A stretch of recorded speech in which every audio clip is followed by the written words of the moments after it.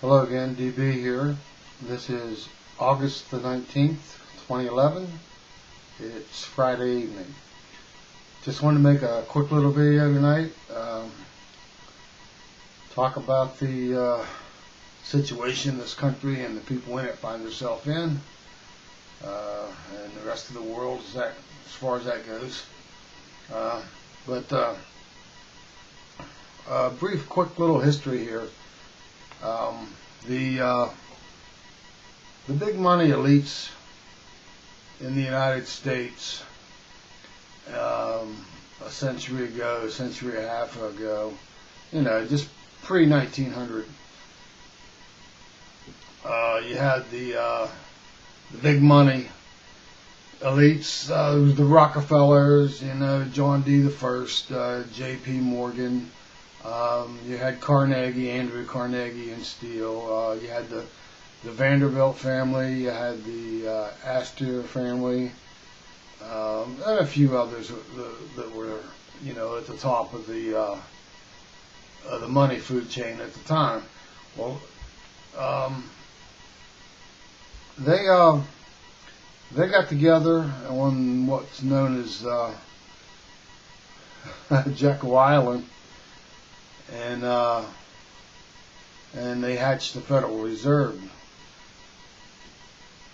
Decided to go with the European Federal Reserve System,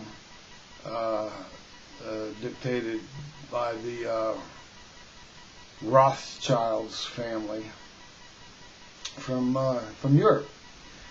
But this nation has been steadily bled out. There's been certain things that had to happen and had to occur, and it's all been orchestrated and steered that way, and it's brought us to this point in time right now. The eugenics folks, who was it? The Darwin evolutionary thing.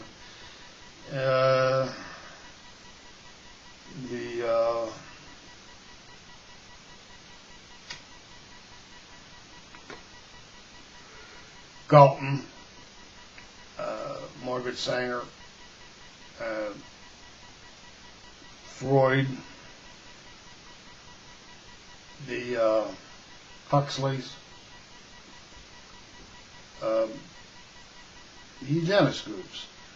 They, along with the moneyed elites, have been steadily working out their plan for this nation all along the past century or so, a little more over a century now. But anyway, we went through phases. They've brought us through phases, different collapses, different, they needed people for instance, the Industrial Revolution and machinery and production of that nature. You needed people. Well, that created a middle class with money. And as the unions came in, the middle class gained even more money. So the system fed on this through, the 20s. They were Federal Reserve after they gained control in 1913, 1916. It went into effect. They had the tax base of the workers because that was their revenue. The income, federal income tax, they paid straight to the Federal Reserve. Now, the people, the workers of the nation at that time, were seeing wages increase through the 20s, the roaring 20s, so to speak. And the Federal Reserve was printing a lot of money at that time. But they collapsed the system. They started withholding the printing of money, and money became more scarce and more scarce, leading into the collapse of the stock market in October of 1929. They finally crashed the market. Drew a lot of money back into their coffers and out of the hands of the people. Now, at that time, the people in this nation were, for the most part, we were an agrarian society and self-sufficient in many cases. Living on farmlands. 2 and 3 generations of the family lived in the same house at that time. So, folks could actually survive through a depression, and eat at least. Have a roof over your head and eat. But after the Great Depression ended, thanks to World War II, and that was all contrived also, the World War, along with World War I. That was to straighten Europe out first. And then they created the, they created the issues, Roosevelt with the communiques about the Japanese were going to bomb or invade Pearl Harbor, and he knew about it in advance. He'd still let it occur.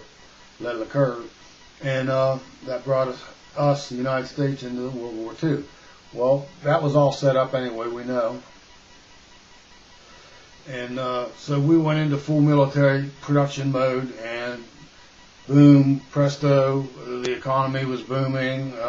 It was just a matter of the war being decided. And, the morest with the mostest ended up winning World War II, both in Europe and in the South Pacific theater. And then the soldiers all came home, and the middle class boomed. You had the brainwashing of the population through the television programs. Things like, I Love Lucy, the Jackie Gleason show. What were some of the other ones? Leave It to Beaver. Your Happy Days, and all those things. It was all programming. They were getting, the government, the Federal Reserve was getting big tax revenue through the workers in the middle class when the country was manufacturing and everything was booming. Well, anyway, the boom went on for several years, and behind the scenes you had, with the McCarthy era, where he was trying to expose communist elements infiltrating the government at that time, in the 50s. And we had President Eisenhower, who did warn us of the military-industrial complex before he went out of office toward the end of his second term. But when Kennedy came into office in 1961,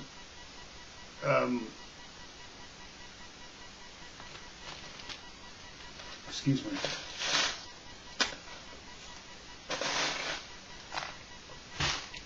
The offshore banks, the European Federal Reserve System, was well in control of this nation and the world of Europe and over through North and South America as well. Now, the thing with Kennedy was he decided to take a stand for the benefit of humanity during his term as president, and he got assassinated, he got murdered, and my opinion, strictly my opinion, Johnson was in on it, and because he gained the seat of presidency, but basically Kennedy was taken out. That was the big coup, where the globalist elite and the money powers were going to go for the jugular vein in this nation. They were going to bleed us out.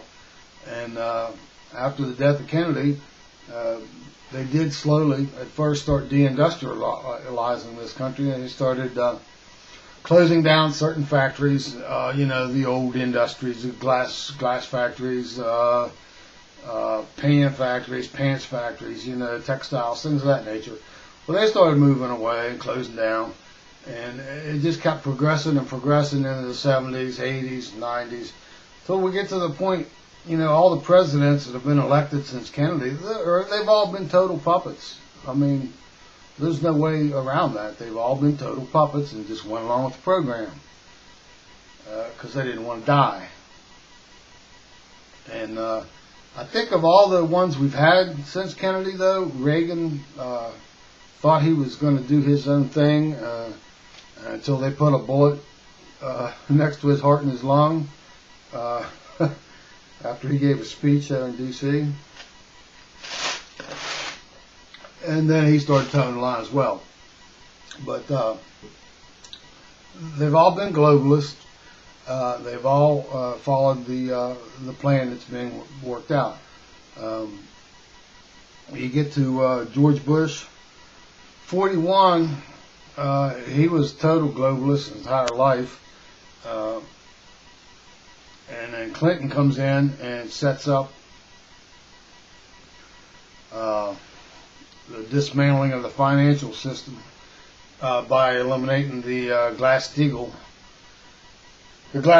Act that kept commercial banks and investment banks separated, which since that's been done away with in the late 90s, we've had all these bubbles in the economy. Gee, imagine that. But now we're to the point that it's all coming down to the end game as far as imploding the United States economy. The citizenry of this nation now are no longer agrarian. Hence, you don't have family units living on farm plots that can be self-sufficient for survival. I don't know what the percentage is, but it's like 70 or 75, maybe 80% are, urban dwellers, city dwellers, megalopolises, entire city structures like New York, Baltimore, Philadelphia, D.C., down, clear down the coast, big megalopolis. But, yeah, there's not any self-sufficient folks, or very few are self-sufficient. And that's what a lot of the patriots have been trying to do for the, constitutionalist patriots, whatever you want to call everyone that's trying to stockpile food, ammo, firearms, because we've seen it coming. We've been warned by those that have been the silent voice in the dark. You get them every once in a while. But we've came to this point where the big money control system is getting ready to implode the United States economy and hence the world economy. There'll be a few countries that'll probably be able to survive it. China may, Germany may, but very few. It's going to be war, no doubt about it. Because, if you look, we're to the point where the government, since Obama's been elected, has been trying to get the people to spend money. They want the money to get in the system, and they want the money to flow back up to them. That's for the big corporations, the banks. But everything he's tried has not worked. The Fed has been his taskmaster all along. The Fed's even out of bullets. They've done their banker bailouts, the quantitative, easing, QE1, QE2. They've already had the interest rate at near zero for 2 years now, or longer. So they're going to do it for another 2 years. Well, I don't think we have 2 years. It's not going to take 2 years. Look at the commodities. We haven't seen the price increases in food as much as what we're going to. before the end of this year, because that's where a lot of the investors have been putting their money in wheat, soybeans, beef, gold, silver, items of value that are going to be consumed by households. But the Federal Reserve at this point, they're not that interested in the tax dollars that they're going to collect through incomes now.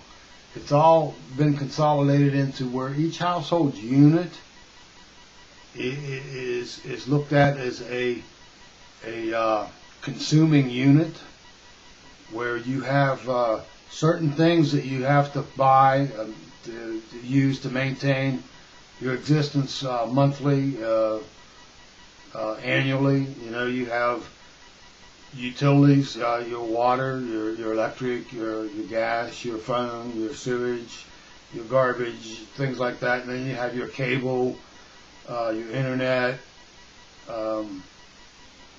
You have food, clothing, things that run an average normal household on a daily, weekly, monthly, annual basis. Now, that's where they're down to now. They're eyeing at this because the way the Fed's manipulated the economy, they've kept the prices up on everything, and that's just to squeeze the people.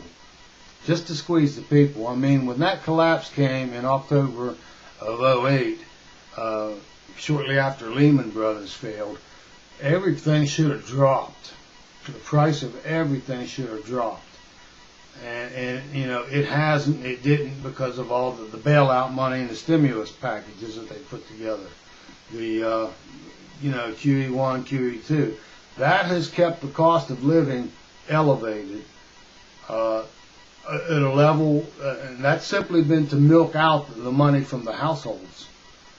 You notice you're getting increases all the time on your average utilities, and those are going to continue as long as there's some money there that they can siphon out of the household. Now, but that's the way they're looking at it now, because they don't care about jobs. They're not worried about tax generation, income tax through jobs, because they're not generating jobs. They don't really give a shit. But anyway, that's where we're at. And right now there's something going on with the world markets, the stock markets. Those behind the scenes, that are in control, they're just trying to decide which direction to take the implosion and the collapse. I feel it's pretty much imminent, and by imminent I mean 6 months, less than a year at any rate. Prices are going to go through the roof on food, gold, silver, and households are going to be squeezed and bled out even more. So, I hope everyone's ready, and if you're not, you do still have some time to get prepared. Do the best you can to do that. And, I just wish the best for everybody out there. Be safe. Thank you for your time. Have a good evening.